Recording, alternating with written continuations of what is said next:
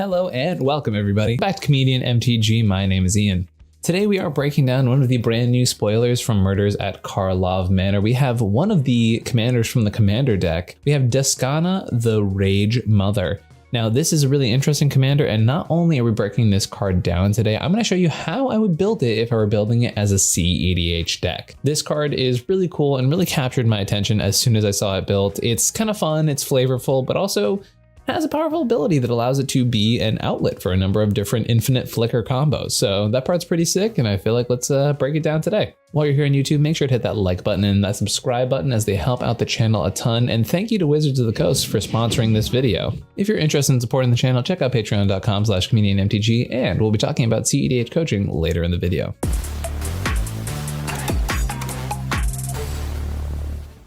So Duskana is 2 and Naya for a 5/5, which is a pretty impressive body. And it says whenever it enters the battlefield, you draw a card for each creature you control with base power and toughness 2/2. So not only is this an outlet where you're going to be able to draw through a significant number of cards through your deck, but also any 2/2s or bears, as we've known them in Magic, are going to be drawing you cards with your commander. And then whenever a creature you control base power and toughness 2/2 attacks, gets +3/+3 until the end of turn, which is not an ability to be underestimated. I think that is actually going to end up being a pretty strong ability and being able to push through a significant amount of damage as we progress through the game. So let's check out the deck itself. As this is recorded before this card is officially spoiled, you'll notice that I have a random Naya card in the command zone, but trust me when I say that this is a Duskana deck. Now let's go through some of these creatures and talk about which 2/2s are definitely worth noting. It is important to note that some of these 2/2s need to be present on the field when you're comboing off your commander, right? So how are we actually going to be winning the game? So with at least one 2/2 on the battlefield, we are going to be trying to infinitely cast our commander to be able to draw our entire decks, right? So the specific ways we can do that are through Dockside Extortionist loops. So with Dockside and either Emiel the Blessed or Temur Sabertooth, we're able to pick up the Dockside and play it over and over again. And then as long as we have a 2/2 on the battlefield, which we have an abundance of, we're able to draw through our deck with our commander. The nice part about Temur Sabertooth specifically is it allows us to pick up any extra 2/2s that we might have, and therefore make sure that we are drawing exactly one card at a time, as opposed to the Emiel loop, which means that we sort of have to draw through basically until we get a Sabertooth and can more conveniently pick up that combo. The other way is with Squee the Immortal and of course the classic food chain. So once again, very similar scenario. As long as there's a 2/2 on the battlefield, we are going to be casting our commander over and over again and drawing through our deck with the mana that we get off of Food Chain, exiling our commander to Food Chain, recasting it again, etc., etc. after we generate infinite mana with Squee the Immortal. We also have a backup combo in the deck. We have a little bit of Dual Caster Mage and Heat Shimmer. The idea is to, one, Dual Caster is in fact actually a 2/2, so just a little bit of convenience there as far as that's concerned. And the fact that with Heat Shimmer, we are able to make a bunch of copies of some really cool creatures in the format. So they felt like a pretty high card quality combo to have in the deck that doesn't rely around our commander. So in scenarios where something like a Drannith Magistrate is out, we have a combo that can kind of get around some of these hate pieces that exist in the format, while also, just being a solid combo and having two cards that are both definitely worth playing, right? We're super happy with the Dual Caster and the Heat Shimmer in this deck. Now, I've described a lot of ways to be able to draw through our entire deck, but I want to point out the ways that we actually can win the game. So we talked about the Dual Caster and Twin Flame combo. That one's pretty simple, pretty easy, and pretty clean. Very quick way to just go 1/2, move to combat, I win the game. Another pre-combat win is Finale of Devastation. So we pump infinite mana into Finale of Devastation, get all our creatures on the board after drawing our whole deck, and then just be able to Zork our opponents by hitting them in the face. But what happens if we need a win post-combat? And that's where Twin Shot Sniper comes in. So not only can this card be channeled to do an uncounterable 2 damage to any target, but we can also put it on the battlefield and have it flicker itself over and over again. Now, another option we could go for is we could go for a card like Eternal Witness in the deck and have like a Lightning Bolt in the deck. The way I built it so far, it didn't really feel like that was the most necessary inclusion in the list, but it is an equally viable way to be able to have a post-combat or even instant speed way of winning the game. There's no real instant speed stuff in this deck, but it's worth noting that that's a possibility. You can also pick up a lot of your permanents and play them once over again with a Blind Obedience on the field. And now that I'm looking through this deck for the first time in quite some time, we really only have one way to get things out of the graveyard, being Finale. So maybe an Eternal Witness is going to be necessary for this deck. This is, once again, one of these brews that I'm working on before the card is even released to the public. So it's definitely got some ideas that I could hone in on a little bit. One of the things I was going for with this deck is if we're going to play a super explosive combo in the Naya colors, I really want to be up on our silence effects. So we have silence, we have Calamity's Wake as great non-creature ways to do that, but we also have a ton of creatures that do it as well. Notably, Grand Abolisher and Dosen specifically are both 2/2s, which is really good because they trigger our commander as well as give us that protection during our combo turn. We have Ranger Captain of Eos to do the exact same thing. It doesn't get us a 2/2, but what it does get us is that protection for the turn that we need to go off. We also have Vexing Shusher, which once again does not give us that protection we need specifically as far as a veiling effect, but it is a 2/2 that can be uncounterable itself and make all of our spells uncounterable, which is very good if we need to punch through our combo, specifically Food Chain. Let's go through these creatures here and talk about some more 2/2s. We've got the Charismatic Conqueror coming to us from the Ixalan Commander decks. This card is great. It is sometimes a Blind Obedience. It is sometimes a giant token maker. It definitely is not as strong as something like a Dauntless Dismantler, which is obviously quite strong in this deck. I will point out we are up on a lot of versions of this effect in this deck. We have Conqueror, which is our 2/2 version. We have our other 2/2 here in Manglehorn, which also has that ETB to blow up an opponent's artifacts. And we're playing Blind Obedience in this deck as well. So we are really trying to not get blown out by artifacts in the format, which in a Dockside dominated format, in a format with the One Ring and so many other powerful artifacts, feels pretty safe to be playing all these effects, even though there's a bit of redundancy there for sure. Other 2/2s of note is Cliffside Rescuer. It has the ability, and this is one that I played a lot in Winota in the day, great ability to protect some of your more important combo creatures. We are a creature combo deck, so being able to give those creatures protection is pretty solid. It does need to not have Summoning Sickness to do so, but at the same time, it also can be swinging in for 5 damage with our commander on the board, which is pretty nice. And it's an outlet, obviously, for our commander too. We have Deep Gnome Terramancer, which is a card I'm like up and down on at certain times, but in this deck, it is very nice to just have a 2/2 that we can flash in and basically start thinking about our combos the turn afterwards. We have Archivist of Bogma, a card I would probably be putting in any Naya deck anyways. It's a great 2/2 to have. It is card draw in colors that don't have as much as the blue decks of the format, so it was already a card I would normally be playing in this deck, and it's 2/2, which just makes it all that much better. Fauna Shaman. We have Survival of the Fittest. Let's have Survival of the Fittest on a stick. The fact that it's a 2/2 just makes it just that much better. Goblin and Archomancer is another interesting one. It makes our red and green spells cost 1 less to cast. And as you can see through this deck, we do have a decent amount of white, but a lot of green and red stuff too. So it makes a lot of our combo pieces, a lot of the really interesting pieces in this deck, pretty easy to be able to pop off. Outland Liberator is another one that I've enjoyed in many decks. Very good in a rule of law environment. It's a really nice way to remove an artifact or enchantment on a body. So definitely could be a lot less happy with that one. It's a very solid card. Brutal Cathar is definitely one of the spicier includes, but it's a Banisher Priest type effect. Comes in, exiles a creature, and also has some upside flipping over to the backside of it as well. Although I will say when it does flip, it stops becoming a 2/2, which is a little bit of a downside per se. The same thing happens with the Trap Breaker too. This is one that I feel like got spoiled a while ago and then everyone kind of forgot about. This is a Green Slime, so it's a weird card. It's a flash 2/2 for 3 mana and has Foretell for a green. And honestly, like seeing this card, I didn't really remember that this card existed, and I kind of like it in our metagame at the current moment. So when it enters the battlefield, you counter an activated or triggered ability from an artifact or enchantment source.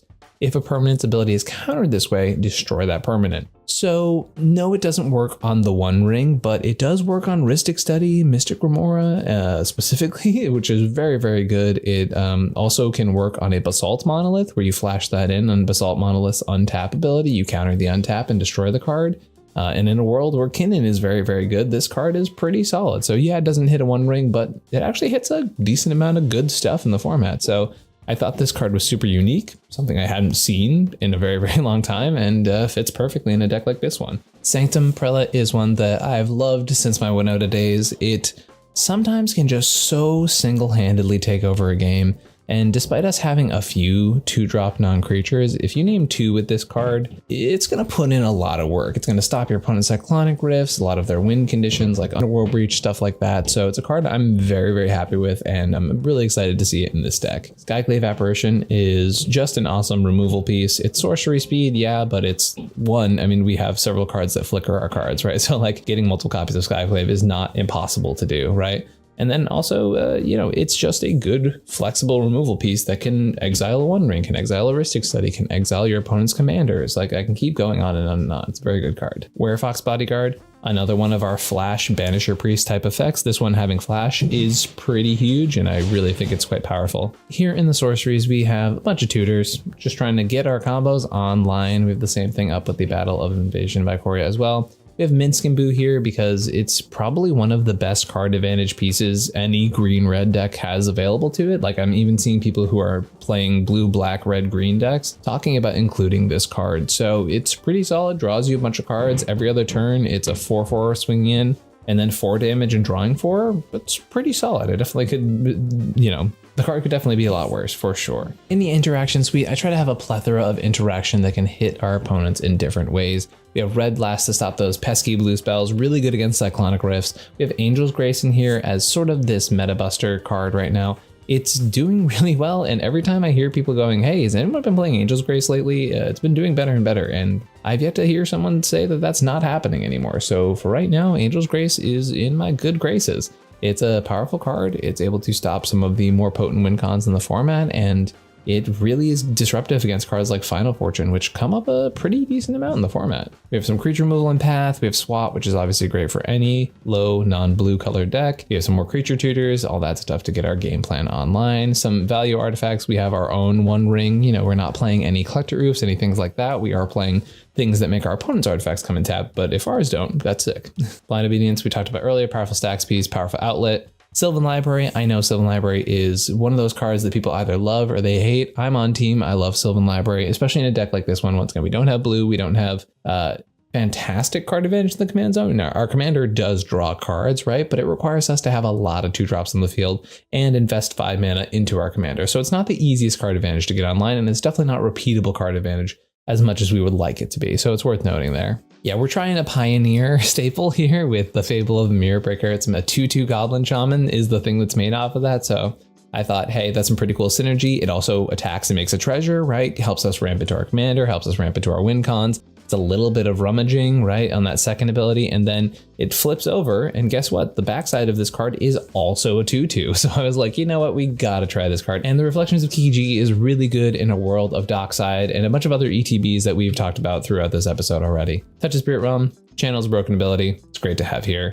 And then Food Chain we talked about as our combo potential. Nothing super crazy over here in the land spot. Obviously, Boseiju is a staple of the format right now. Cavern of Souls is really good if we really want to punch through one of our combos. There are different ways you can name it. You can do like naming creatures with Dockside. You can name our commander, so you can name Bear. There's a couple really important ones you can name. And also, if you have something like a Grand Abolisher or a Dosin in your hand, being able to name human with those is also pretty poignant as well. And like every deck tech we do on this channel, I like to do a couple hands with this deck just to see how I would evaluate things here on Moxfield. And before we go into the mulligans of this video, I want to remind you that we do coaching here at Comedian MTG. I'm very excited to be able to be doing coaching as a full-time career, and it's something I'm super passionate about. I've done so many amazing sessions, even over the past week, when it comes to brewing new decks, innovating on strategies, talking about greater cEDH philosophy. We had gameplay coaching as well this week. So feel free to reach out to me at any of the following places if you're interested in finding out more. You can email me at comedianmtg@gmail.com. You can find me on Discord at comedian_MTG, and you can find me on Twitter at comedianmtg. All of those places, feel free to reach out and shoot me a DM, and we can talk about cEDH coaching. It's been a super rewarding experience. I've had a number of clients go on to have top performances at tournaments, and it's really, really cool to be able to be doing this. I love this career, and I will be happily continuing it from now on. Okay, so we're going to go over here and determine our turn order for this game. We would be going second in this pod. Now, if I'm looking at a hand like this one, I've got Angel's Grace, Scalding Tarn, Alton Liberator, Enlightened Tutor, Boseiju, Eldritch Evolution, and Fable the Mirror Breaker. This one is okay. For that first turn, I can go get a Plateau and then use the Enlightened Tutor to be able to go get something like a Mana Crypt, which I definitely think could be a lot worse. That second turn, we can follow up and then play the Fable of the Mirror Breaker to kind of get that engine online. Fable's good, but it's not like the end all be all as far as combos are concerned with the deck. And then we're sort of using our Enlightened Tutor pretty early. I couldn't fault anyone for keeping a hand like this, but it's not one I'm super jazzed about. It's kind of got like a lot of half ideas going with it. It's not like we're going to pop off with Dockside or anything like that pretty soon. And also, if we go for the Fable play, we have to tap out. We can't use our Boseiju, we can't use our Angel's Grace, so that's a little bit scary. We can't really start affecting the game. We do a pretty decent amount starting turn 3, but first turn's a little bit sketchy. I could see keeping it, so we'd do something like draw. As I mentioned, go get a plateau here with this. I will say the Imperial Recruiter draw here does make this hand a lot better. So if we go put a Mana Crypt on top of our library, that turn 2 gets a little bit more attractive. We can play our Boseiju, play the Imperial Recruiter, go grab a Dockside, and know that we can then, on the turn after that, Eldritch Evolution our Imperial Recruiter to go get a meal or Temur Sabertooth.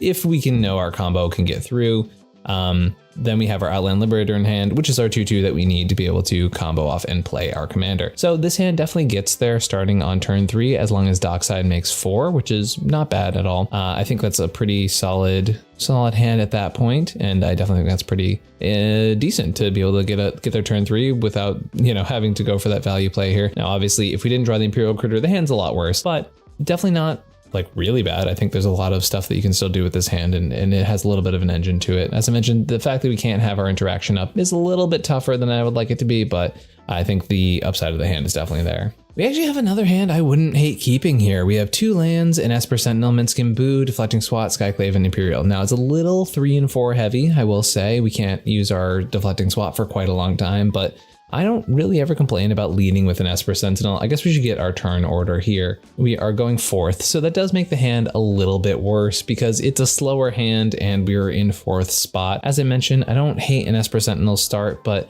the rest of the hand really doesn't do anything, and I'm a little nervous to just not affect the game as much as this is affecting. I will say also, I don't think we did have this in this version of the deck, but one of the cards I'm actually really thinking about in this list is a Deafening Silence. A lot of our combos are creature combos exclusively, and I don't think we actually have Deafening in the list. And that is one of the cards I'm definitely thinking about adding to the deck. I think it's probably a bit of a miss that we're not on it at the current moment.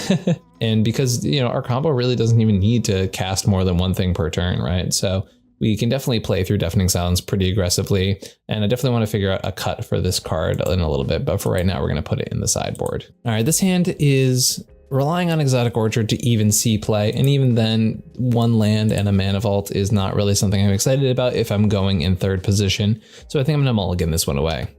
Oh, we have an interesting one here. We have our Imperial Recruiter, which is able to go and grab our Squee for the food chain that is in hand. We have a Grand Abolisher to make sure that if and when we do go for that combo, it is quite protected. But this is a pretty mana intensive hand without having a lot of mana in it. We have 2 mana that we can use turn 1, which can only play Grand Abolisher, but leading a Grand Abolisher turn 1 makes everybody's alarm bells go off, and I don't think we have the speed to be able to follow up with that's going to make that start worth it. So unfortunately, despite having a lot of really attractive cards in this hand, I feel like it's a mulligan.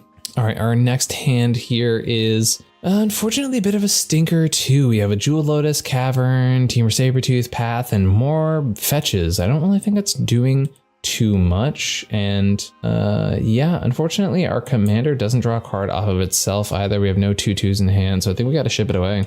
Okay, this new hand is also an interesting one. We've got Enlightened Tutor here, 3 mana turn 1 that actually doesn't play anything, but turn 2 we are definitely following up with, at worst case scenario, a Toski. Enlightened Tutor can go grab, a bunch of different stuff in this deck from this point. Enlightened Tutor can go grab a One Ring, so if we actually just play the Scalding Tarn turn 1, we can just play One Ring with all of our colorless mana, which probably will draw more cards than Toski with this hand particularly, especially if we get it out turn 2, as we mentioned.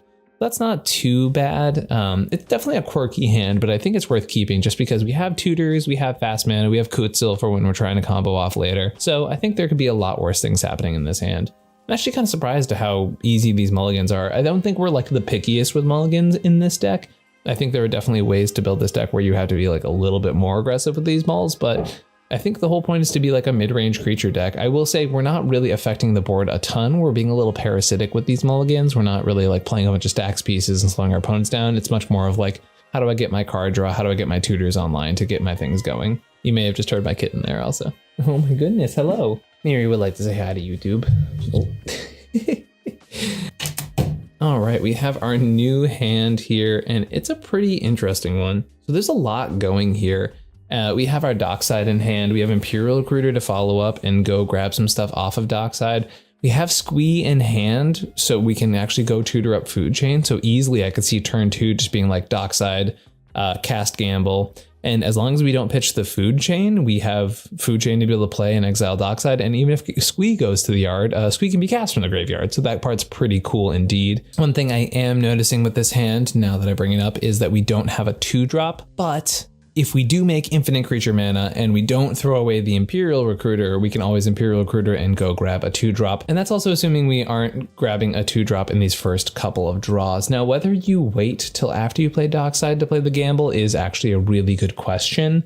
I think you want to use your mana efficiently and try it turn 1, but if you pitch that Dockside, this hand gets a lot worse. So there's definitely a world where I can argue that you just keep the Dockside and don't gamble until you know Dockside resolves, because, you know, you don't want to lose your Dockside. This is another one of those scenarios where having an Eternal Witness in the deck would probably be better than our current configuration. So definitely going to keep that one in mind as we move forward talking about this deck. We're going 4th, and this first 7 here is pretty lame. Just got a Squee, Drannith, and a Vexing Shusher. I don't think we're really doing that much, so we're going to ship it away. Our second 7 here is way cooler. We have the ability to play a Soul Ring on turn 1, which obviously isn't the craziest play in the entire world, but it's something. Then we can follow up with a land drop guaranteed. We can follow up, if we get a white land in our first 2 draws, we can play Archivist of Agma and Dauntless Dismantler in our first turn. We can also hold up Path to Exile on top of that as well. So there's a lot of different options here, especially if we draw a white land. Now, if we don't draw a white land, the hand is still pretty okay. You can play one of our very important stacks pieces on turn 2. I think there's a lot to be said here about this. And in a 28 land deck, I'm feeling pretty comfortable with our chances of drawing a white land. We'll try and get one more keepable hand here. Now this one's already starting off pretty interesting. We're going 4th, so our Gemstone Caverns is online. We only have a Deep Gnome Terramancer, and as much as I love the idea that we're maybe even ramping with this Deep Gnome, we have 4 mana on turn 2. Still not really doing much of anything. We can hope eventually to be able to play our commander and draw a card off the Deep Gnome and then maybe even flicker it with touch, but this is asking a lot of our top decks here. We're really relying on our top decks to actually give us gas, and if we flood with lands, we're in a bad spot. This second 7 is... Ooh, this is a spicy one. It's got birds, Soul Ring, land, it's got Dosen, Kutzil, which are basically the same card, and Emil, one of our combo pieces. My problem with this hand is that the only 2-drop in it and the only 2-drop we can draw off of basically guarantees we lose the game if we ever pass the turn. And therefore we can't really hope to use our commander as card advantage with this hand. Now, any tutor basically guarantees we win this game. Like, it's a really stacked hand if we draw any tutor. But the problem is we have no guarantee of a tutor. And if we whiff on those, we're in a really bad spot. So as much as I like this hand, I'm a little nervous about keeping it. I could definitely see someone convince themselves to keep this, but I would be pretty scared to myself, just because you really don't know that you're going to actually get there with this hand, which is tough. So we're going to go to 6 for my personal tastes. We have 2 1-landers in a row. This one's got Ragavan and Birds of Paradise, so the 1-drop slot's pretty stuffed up. We got a Worldly Tutor as well. We have Dual Caster Mage here. We have Squee, we have Skyclave. This one's kind of weird. Ragavan can be a source of card advantage on its own. I do like that we have a Worldly Tutor. We have nothing to go get Food Chain, so Squee's kind of useless for a hot minute in our hand. Dual Caster, when eventually we get the mana to cast it, will be pretty sweet to have online. This is another one I could see myself be convinced to keep, but it wouldn't be a keep I'd be proud of, really. It would be one I would be like, yeah, I will keep this, but I feel like it's way better to risk it for the biscuit and look for that 5 that does a lot more than this one. Unfortunately, we get punished with a no-lander on 5, so let's go to 4. Okay, we've got a cavern here. We got a City of Brass. So this hand on 4 requires us to, I'd argue, make some kind of ugly choices here. One thing I'm noticing is that we can play our 2 lands, and if we name Goblin or Shaman on this, we have a turn 3 Toski with a Goblin and Archomancer to draw some cards. And when you're down to 4 cards, I think you really just have to keep card advantage, right? And this hand is the quickest avenue to do so. Now, I don't love naming Goblin or Shaman on this Cavern of Souls. I think, you know, Goblin is the more forgivable type because obviously of how important we've even seen with these past few mulligans Dockside is to this deck, right? But yeah, this is not a 4 I'm excited about. However, it's the only time we've really mulled this deep with this deck, so I'm feeling pretty good about the fact that this is the first time this has happened, and the rest of these hands have all been pretty keepable. So this deck's definitely interesting because it's a little bit proactive, it's a little bit stacksy, but not like super hard into the stacks plan. It's really cool, and I genuinely think this could be a really fun deck in cEDH. I think the ability to break parity on certain effects is really solid, and yeah, it does some pretty cool stuff, and obviously really unique, interesting new commander here. So Duskana, you make for an interesting bear, and I hope to see you at the cEDH tables. Thank you all for watching this deck tech of Duskana, the Rage Mother, our fun new bear from Murders at Karlov Manor commander set. This has been a really fun deck tech. I love working these. I mean, I'm a big sucker for any sort of infinite blink, Emil, Dockside type of deck. It's something that I just truly love in the format, and it's a really fun way to be able to play some cEDH games. It's a strategy that's really enjoyable, and we get to play some quirky stacks pieces, some fun 2/2s that make this commander a pretty interesting one to pursue. So thank you all for watching this video. It's been greatly appreciated. Leave a comment down below. Were there any cards that you were expecting to see in the deck? Were there any cards that you were expecting not to see in the deck? I know personally the green slime card is definitely the quirkiest one, and I'm super glad I found it because I'll be testing that card in the cEDH meta from now on. Thank you so much for watching this video, and thank you a ton to Wizards of the Coast for sponsoring this video. It's been greatly appreciated. Working with Wizards has been an awesome experience, and I'm very excited to continue doing so to be able to provide you at home with such amazing content. Use the link below in the description of this video to pick up your own Murders at Karlov Manor product today, including the precons in which you can find today's commander. Thank you all for watching, and I'll catch you next time.